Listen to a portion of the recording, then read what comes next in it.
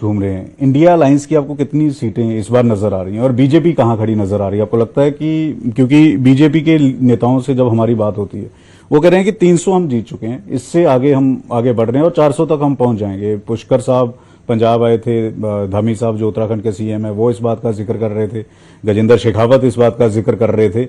आपका, क्योंकि पिछली बार आप जब न्यूज 18 पर आए थे चुनाव से पहले विधानसभा के, आपने लिख कर दिया था, आपने कहा था कि पंजाब में आम आदमी पार्टी की सरकार बन रही है, आप लिख कर ले लीजिए।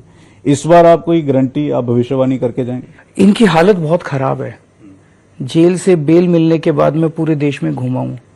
मैं बॉम्बे गया, भिवंडी गया, कुरुक्षेत्र गया, हरियाणा गया, जमशेदपुर गया, लखनऊ गया, पंजाब में घूम रहा हूँ, दिल्ली में घूमा हूँ। लोग बहुत दुखी हैं इस टाइम, त्रस्त हैं महंगाई और बेरोजगारी, खासकर महंगाई और बेरोजगारी से। चीजें इतनी महंगी हो गई हैं, घर का खर्चा चलाना मुश्किल हो गया, आमदनी बढ़ने की बजाय घट रही है और लोगों के बच्चे बेरोजगार घर में बैठे हैं। ऐसी हालत में लोग अपने प्रधानमंत्री से उम्मीद करते हैं कि वो हमें कुछ उम्मीद देंगे, भरोसा देंगे कि मेरे को वोट दो, मैं तुम्हारी महंगाई दूर कर दूंगा, मैं पेट्रोल के दाम कम कर दूंगा, डीजल के दाम कम कर दूंगा, दूध के दाम कम कर दूंगा, खाने पीने की चीजें सस्ती। ये उम्मीद करते हैं लोग, प्रधानमंत्री से उम्मीद करते हैं कि वो बच्चों को रोजगार के लिए कुछ बताएंगे।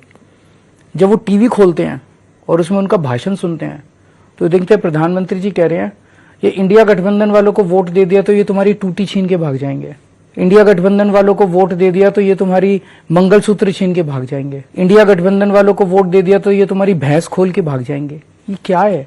वहां पे बॉम्बे गए, बोले शरद पवार भटकती आत्मा है, उद्धव ठाकरे अपने पिताजी की नकली संतान है।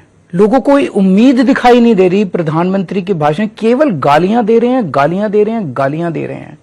प्रधानमंत्री के भाषण में लोगों को कोई उम्मीद नजर नहीं आ रही, पूरी तरह से कटे हुए हैं वो। और आजकल क्या कहना चालू कर दिया, इतना अहंकार हो गया इनको, इतना अहंकार हो गया। अभी जितने इंटरव्यू दिए प्रधानमंत्री जी ने, सब में कह रहे हैं मैं अपनी मां की कोख से पैदा नहीं हुआ था, मेरे को सीधे भगवान ने प्रकट किया है पृथ्वी के ऊपर, मैं सीधे प्रकट हुआ हूं पृथ्वी पे, मैं भगवान का अवतार हूं। वो अपने आप को भगवान कहने लग गए हैं। उनकी पार्टी के लोग, संबित पात्रा जी कहते हैं कि भगवान जगन्नाथ मोदी जी के भक्त हैं। नड्डा जी का मैं अभी स्टेटमेंट सुन रहा था कि मोदी जी देवताओं के देवता हैं, देवताओं के भी देवता हैं। मतलब इनको ऐसा अहंकार हो गया कि ये भगवान समझने लग गए हैं। लोग बहुत नाराज हैं इनसे, बहुत नाराज हैं। मतलब मेरे हिसाब से इनकी 220 या 200 से कम सीटें आएंगी। लोग इनको अब बिल्कुल पसंद नहीं कर रहे हैं। इनको समझ ही नहीं है कि चल रहा है इस देश के अंदर। जनता को ये भेड़ बकरी समझते हैं। आप कह रहे हैं 220 बीजेपी की आएंगी या इंडिया अलायंस की? बीजेपी की 200 या 220 से भी कम आएंगे। और इंडिया अलायंस आपको मुझे लगता है कि 300 पार करना चाहिए। 300 पार करना चाहिए। लास्ट सवाल है, फिर आपने जाना है।